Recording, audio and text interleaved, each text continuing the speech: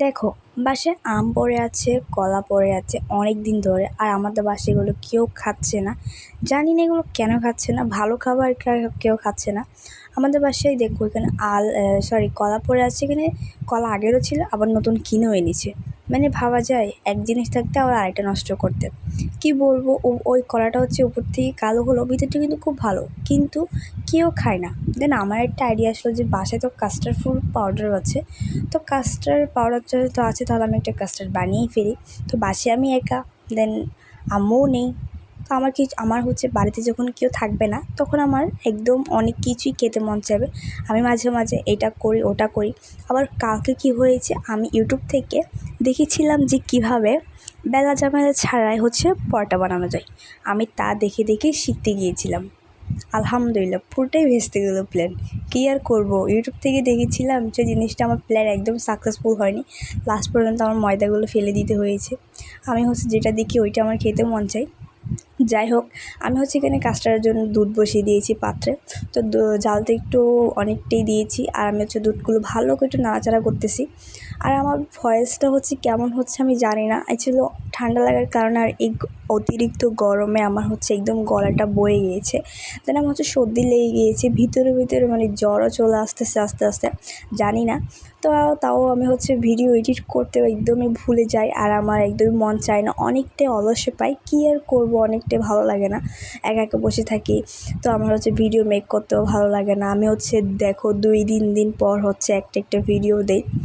তো সবাই কিন্তু অবশ্যই আমার ভিডিওগুলো দেখবেন। আসলে আমি একটু অসুস্থতার কারণে আমি হচ্ছে একটু সময়টা কম দিতে পারতেছি। ইনশাল্লাহ আমি আরেকটু, আমার পড়ালেখাও একটু চলতেছে, যার কারণে আমি একটু কমই দিচ্ছি। তো যেহেতু আমার এখন একটু এক্সাম চলতেছে ওই জন্যে। তো যাই হোক, আমি হচ্ছে একটু ভালো করে একটু চিনি দিয়ে দিয়েছি এখানে। চিনি দেওয়ার পর আপনারা মিষ্টিটা একটু আপনাদের মতো খাবেন।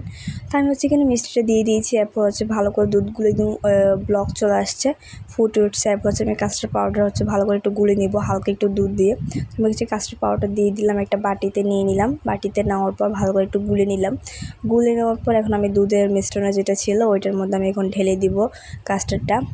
আর আমার কিন্তু অনেক দিন ধরে হচ্ছে কাস্টার্ড খেতে মন যাচ্ছে, কিন্তু বাসায় কেউ একজন বলতেছে খাবে, তার জন্য বানাচ্ছি না। একজন কিন্তু খেতে পারে না কাস্টার্ড, সবাই মিলে খেলে এটা বেশি দারুণ লাগে। আর আমার বাসায় যেহেতু দুটি ফল ছিল, তো আমার আমগুলো একদম হচ্ছে কেউ খায় না। দেন হচ্ছে আমিও খাচ্ছি না, আম খেতেও ভালো লাগতেছে না। আর এবারে আমগুলো কেন যেন একটু বেশি টক হচ্ছে, ভালো লাগতেছে না। তার জন্য ভাবছি যে আমি আর এগুলো ফেলে রেখে কী করব, এগুলো আমি একটু রেসিপিটা বানিয়ে ফেলি। তো আমি হচ্ছে ভালো করে কাস্টার্ড আইডিয়া আসলো, তারপর দেখলাম যে এটা বানানো শুরু করি। তো যাই হোক, এবার হচ্ছে আমি একটু ভালো করে যে কাস্টার্ডটা ভালো করে একটু ঘন করে নেব। ঘন করার পর কিছুক্ষণ নামিয়ে রাখার পর আমি হচ্ছে একটু ফ্রিজে রেখে দিলাম। দেখো, ফ্রিজে রাখার পর আমি হচ্ছে এখানে কয়েক মিনিট কী করে রাখবো, ঠান্ডাতে রেখে দেবো। এরপর হচ্ছে আমি ফলগুলো কেটে নিলাম। এখানে আমগুলো টুকরো টুকরো করে নিয়েছি। আমগুলো কাটতে যে আমার এত কষ্ট হয়েছে, আশের আম তো ওই জন্যেই। তারপর আমি কলাগুলো ভালো করে, কলা তো ছুলতে অনেক ইজি।